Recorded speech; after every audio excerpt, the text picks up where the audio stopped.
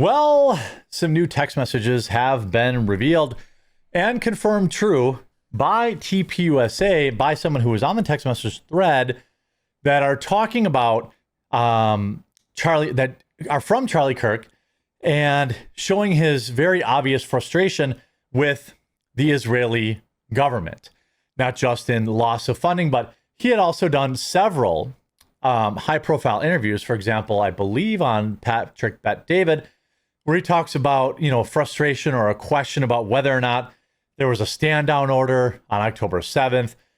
I think it's important to separate Jewish people from the Jewish government. I think a lot of people, including myself, don't care for Bibi Netanyahu.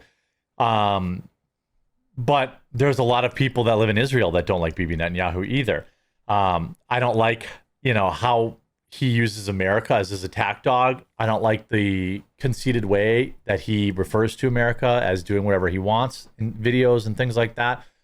I don't like the way that AIPAC has government control. They've bought out half our politicians, or a good chunk of them. But I say all that to say, I also don't want Qatar doing that, or the United Kingdom doing that, or China, or any foreign money coming into our politicians here. I think it should be illegal. These foreign lobbies, in my opinion, buy politicians like Ted Cruz, even on the right, many on the left. I mean, how much money is getting funneled to Ilhan Omar, from radical causes, things like that. All this foreign money that goes into our government makes it less efficient for us as actual Americans. Now, Charlie Kirk's leaked text confirmed he was livid about bullying from a Jewish donor, not donors. I'm leaving the pro-Israel cause. Charlie Kirk furiously criticizing bullying Jewish donors, and that he was considering leaving the pro-Israel cause before his death. Turning Point USA confirmed today in a bombshell revelation that stunned the conservative movement. I don't know. I'm not stunned. I believe the text messages were real yesterday. This comes after Candace Owens released a screenshot of Kirk fuming in the group chat that Jewish donors were pulling funding over his links to Tucker Carlson. Obviously, Jewish people, or people who are tight with Israel, don't like Tucker Carlson because he is very critical of Israel. Whether or not you believe that he's making good faith criticisms of Israel or not, obviously if somebody's blasting you constantly, you don't want to donate money to platform them. I think that is, normal, but also kind of holding it over the organization's head, that is abnormal. Turning Point spokesperson Andrew Colvett confirmed the authenticity of the screenshots on Tuesday in the latest episode of the Charlie Kirk Show. In the text messages, Kirk privately complained that a Jewish donor had withdrawn a $2 million investment into the organization because he refused to disinvite Tucker Carlson from an upcoming America Fest event. Just lost another huge Jewish donor. Kirk wrote $2 million a year because we won't cancel Tucker. I'm thinking of inviting Candace. Jewish donors play into all the stereotypes. I cannot and will not be bullied like this. Kirk concludes, leaving me no choice but to leave the pro-Israel cause. Now, there are a lot of people using their jump to conclusion, Matt, and saying, well, this proves that Israel assassinated Charlie Kirk. It doesn't prove any of that. But it does prove that Charlie was getting frustrated with the Israeli government. And I think that is on the minds of a lot of young conservatives. Obviously, I don't have any issue with Jewish people. I have an issue with how intertwined the United States government is with Israel.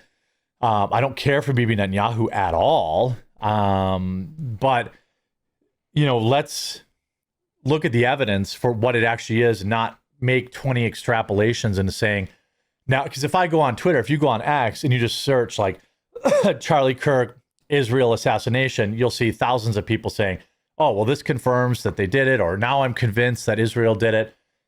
If Israel did do it, we need a lot more evidence than this, and how they did it.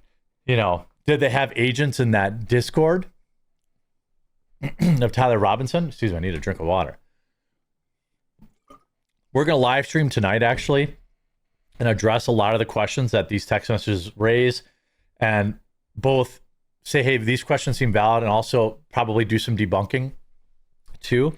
I'll try to bring someone on the show who's like a hardcore Israel did it person and get their side, and we'll listen to it, because right now I don't see any evidence of that, but I do see evidence that he was in fact tired of the Israeli government. And Andrew Colvett does confirm that he had not in fact, quote unquote, left the pro-Israel cause. He was frustrated and mad, but he hadn't actually made any claims. In fact, up until the night before he was taken, he met with other people on how to kind of fix the image of Israel. And I think that there's only so much Charlie Kirk can do. Yes, he commands a lot of attention and he has a huge network, but people have eyes and they say, hey, I don't like this, bringing U.S. into the war with Iran. I don't like this. I don't like that. There's obviously people on the left that are big Free Palestine people. They don't like Israel. People on the right don't like Israel dragging us into wars with Iran and things like that. There's a lot of things. Now, Owens claims the screenshots were sent by Kirk 2 days before he was assassinated. While speaking to a group of students at Utah Valley, Colvin did not confirm the time frame in the latest statement. Days after Kirk was after he was assassinated, Carlson told his audience that 2 days before his death, a major donor had pulled money from the organization because of Kirk's refusal to disinvite him from this year's AmFest set in December. I'd love to go to that. Owens, who has gone viral in recent weeks for floating baseless conspiracy theories about Kirk's death, is a vocal critic of Israel and Prime Minister Benjamin Netanyahu. The FBI, of course, arrested Tyler Robinson, 22. The prime suspect, Robinson, could face capital punishment. Back in September, Carlson also revealed that Kirk had often expressed negative views of Netanyahu. He did not like Bibi Netanyahu, and he said that to me many times, and he said to people around him many times. He felt that Bibi Netanyahu was a very destructive force, Carlson said. Carlson said that Kirk's criticism of Netanyahu centered around the turning point leader's belief that the United States was being used to fight wars on behalf of Israel. I mean, yeah, I don't think that that's a crazy conspiracy take to have. The former Fox News host added that there was a small, very intense group who tormented Charlie until the day he passed away.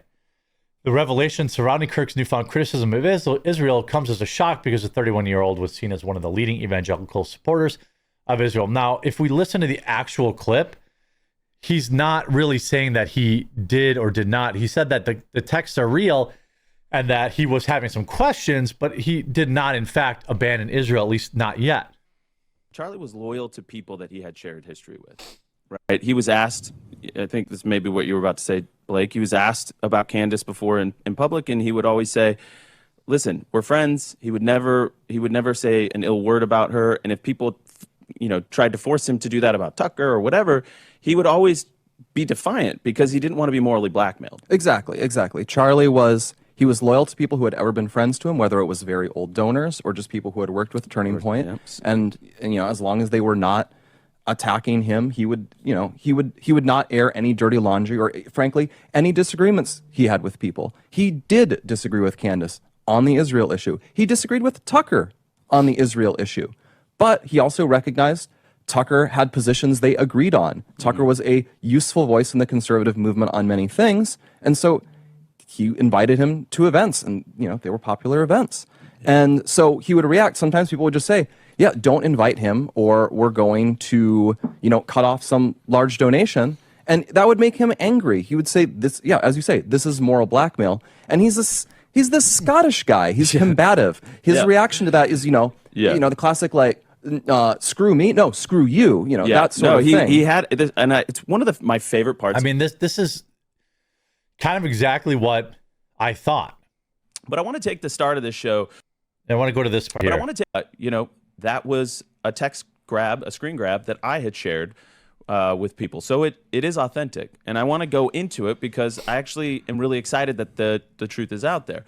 I first want to say the reason I didn't share that screen grab publicly is because it was a private exchange, and he says something interesting here. He actually shared it with law enforcement, which I guess maybe just say hey, I don't know, he was talking about a donor pulling money. Felt like it didn't necessarily comport with things that were already public. I wanted to not betray my friend's trust in that way. But I did share it with some people in government because it happened really quick. It was it took 33 hours for authorities to get their suspect. And in those first moments, we wanted no stone unturned. We wanted to leave nothing unturned. So he's saying, I think what he's saying here is, hey, is there something tied to this? I don't know. I don't want to speak for him, but some people are interpreting this as that, hey, there was could this have been because he said he was going to leave the Israel lobby? I mean, he clearly shared that screenshot with other people, which is how it got to Candace Owens, who has said she's going to name names at this point. So I don't know if she is, but at this point now, I don't think it really matters because TPUSA has come out to say they are in fact real. So I shared it with a few people. Don't know where it went from there, apparently. But here we are. So did law enforcement share it with Candace? One of the reasons, Blake, that I'm glad to have this now public, it was not mine to share publicly, but one of the criticisms we've received is that we don't care, we're not investigating every lead, we're not looking under every stone, and that somehow we're just like, sweeping things under the rug. And when I say that we want justice for Charlie more than anybody else, I really mean it, and no stone unturned. I mean, I don't know. So I think what he's saying here without saying is, hey, we investigated the Israel tie. We asked them to investigate this to see if maybe it had led to this. So maybe there'll be more coming out. What does this prove about his assassination? Not much. It proves that TPUSA thought maybe this was a motive. Just like the trans, radical movement was also a clear motive. So we'll have to see, what the investigation comes up. Maybe they're going to investigate. Maybe they're not. We'll have to see. But, the text messages were real. And I guess his being upset with Israel really wasn't that well hidden because he had been talking about it a lot. So what does it all mean? Well, if there's more to this text message chain released today, I suppose we'll talk about it tonight on live. But until then, let me know what you think in the comment section down below. Make sure you join the Discord over at thequartering.com/join. Our Halloween Spooktacular starts tonight. We've got contests and all sorts of fun stuff rolling out for you guys. I hope you enjoyed. Link in the description down below, and we'll talk to you again real soon.